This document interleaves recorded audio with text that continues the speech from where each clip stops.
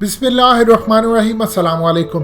तकरीबन आज से 1.5 साल कबल जब पाकिस्तान ने 27 फरवरी को भारत को सबक सिखाया, उससे पहले आपको याद होगा कि ईरान में भी एक हमला हुआ और भारत में भी हमला हुआ और दोनों ने नाम पाकिस्तान पर लगा दिया और दोनों पाकिस्तान पर चढ़ दौड़ने के लिए तैयार थे इन्हीं हमले के लिए।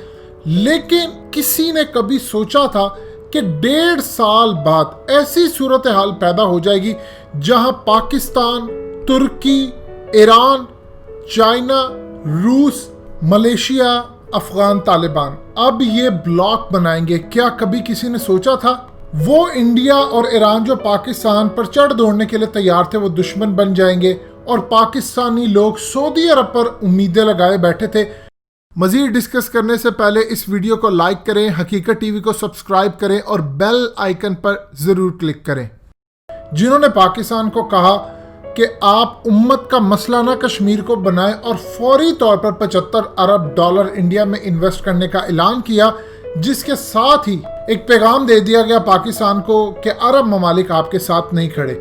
लेकिन अगर हम इन तमाम चीज़ों को देखते हैं, अब ये जो ब्लॉक बनने जा रहा है, असल में ये एक बड़ी जंग से पहले एक स्टेज सजने जा रहा है जिसकी नेमतुल्लाह शाह वली ने प्रिडिक्शन की थी।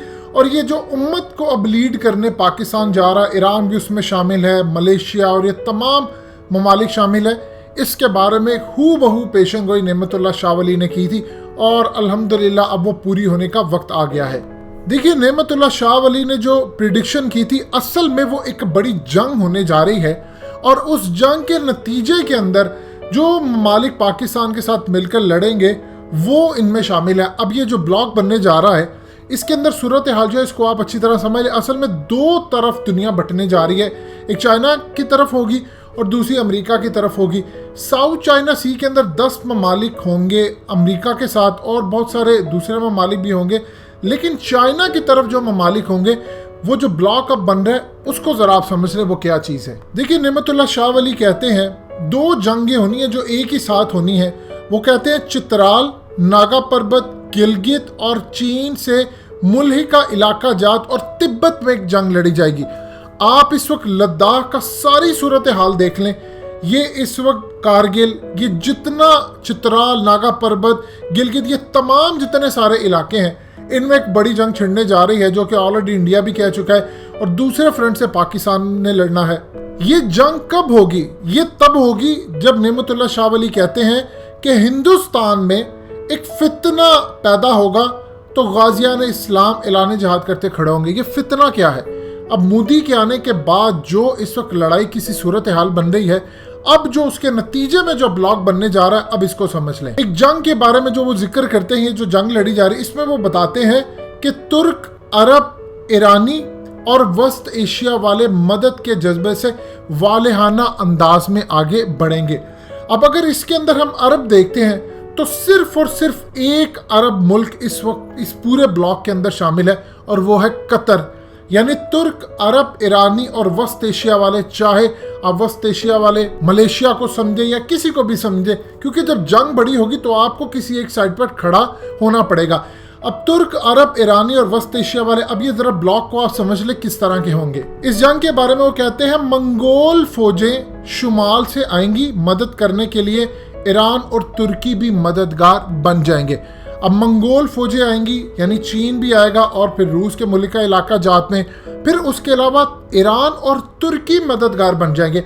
अब 1.5 साल पीछे चले जाएं, क्या किसी ने सोचा था कि इंडिया पाकिस्तान की जब जंग होने लगेगी या सूरत हाल कश्मीर के मामले पर इतनी खराब होगी तो अरब ममालिक में सऊदी अरब पीछे हट जाएगा, तुर्की आगे बढ़ेगा, ईरान आगे बढ़ेगा और हमारे ताल्लुकात इनसे बहाल हो जाएंगे।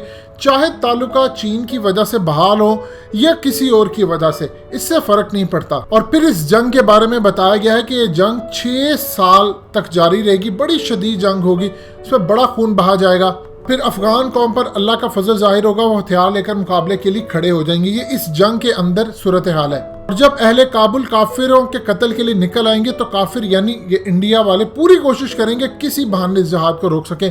अब तक अगर आप देखेंगे तो अफगान तालिबान को रोकने की कितनी कोशिश की जा रही है इंडिया की जानिब से, ये शायद हमें अंदाज़ा भी ना हो। फिर वो जो अहम तरीन बात आ गई वो फिर पेशन गोई करते हैं। गुरबिस्तान का बादशाह यानी पाकिस्तान का बादशाह हथियारों के बल पर हिंदुस्तान को फतह कर लेगा और काफिर कौम को ऐसी शिकस्त होगी जो किसके वहमो गुमान में भी ना होगी।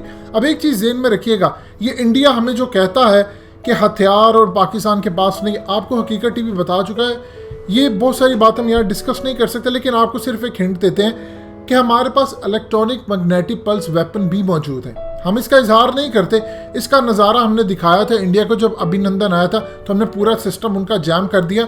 ये सिस्टम सिर्फ अमेरिका के पास है या इस वक्त रूस या इसराइल या चाइना के पास, और इसके बाद पाकिस्तान के पास भी ये चीज़ें हैं, लेकिन हम ऑफिशियली इस पर बात नहीं कर सकते और ना करते हैं। आपको सिर्फ इशारा देने का मतलब था कि अगर इस प्रेडिक्शन के अंदर लिखा हुआ कि हथियारों के बल पर, तो टेक्नोलॉजी अल्हम्दुलिल्लाह पाकिस्तान के पास इतनी ज़्यादा है। हमने एक पॉलिसी अपना ली है पिछले काफ़ी अरसे से चाइना की तरह कि चुप करके अपना काम करना और शोर नहीं करना। जब मैदान में लड़ाई और स्टेज सजेगा तो फाइनल जब चेकमेट होगी तो आवाज़ उठाई जाएगी।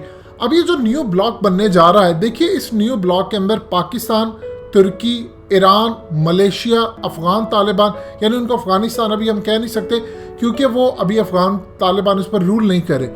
ये जो ममालिक शामिल होंगे उसके बाद आधे ममालिक को चाइना ले आएगा, मुस्लिम को, क्योंकि चाइना पैसा भी देगा जिस तरह भी लेकर आए। फिर उसके बाद कुछ को रूस ले आएगा, कुछ को तुर्की लेकर आएगा। हर मुल्क अपनी कोशिश करेगा। अब जहाँ जहाँ कतर का जोर चलेगा कतर उनको लेकर आएगा। लिहाजा ये जो बड़ी ज़बरदस्त प्रेडिक्शंस है ये पूरी होने जा रही हैं। ये क्यों इतने सारा ब्लॉक बन रहा है? ये अल्लाह की तरफ से बन रहा है। ये बड़ी जंग से पहले स्टेज सजने जा रहा है। अब आपके सामने चीज़ें बिल्कुल होती नज़र आ रही हैं और इसके बाद क्या सूरत हाल होगी। इंडिया के साथ जब जंग होनी है तो ये फिर इलाके हमारे हाथ में आ जाएंगे जो इंशाल्लाह ज़्यादा दूर नहीं है।